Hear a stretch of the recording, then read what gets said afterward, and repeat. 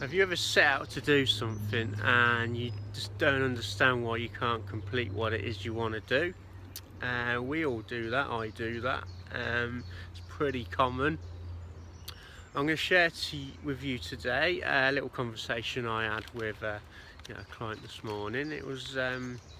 We was discussing the activity levels that he's doing or not doing and wants to do, and he comes to this realization that he was one of the things his son does is he likes to get out on his bike. So he's bought a bike himself, and he's starting to enjoy, going out with his son.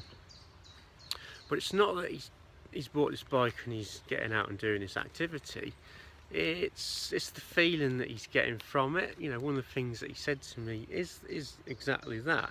I tell you what, Phil, it's how I feel when I'm with my son, and when I finish. It's that connection that we're getting, and that's a big thing there. And I want you to think about that next time that you set out a goal, because quite often people set these goals out and they just pluck numbers out of the air and they don't really mean an awful lot, and they come up against an obstacle or a challenge, and quite often or not that they'll stop, and they'll call themselves a failure, and they'll feel pretty crappy about themselves, and then they'll move on to the next thing that they think that they can do, and again just come out with these numbers and things that they want to do.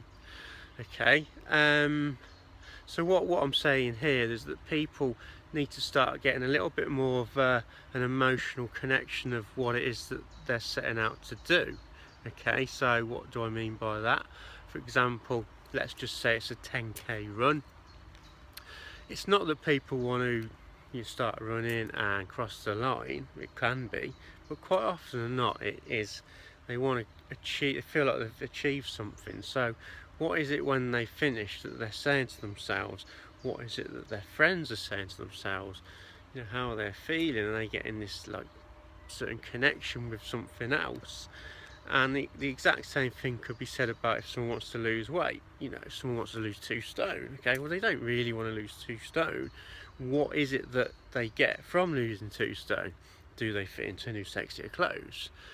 Do they get a better feeling from social connections, that they go out and they start feeling a little bit more proud about their body, they're looking in the mirror, they feel confident in their own skin? These are all the things that we're talking about. These are the emotional connections that we get from achieving goals.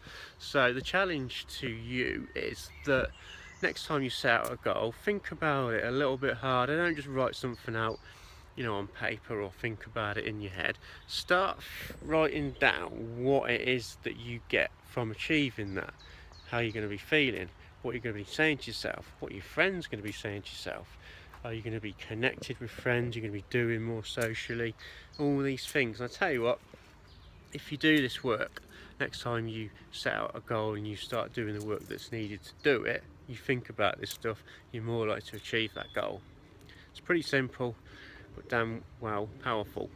Okay, this is Phil Sims, a transformational coach. I'll be back with you soon. Take care.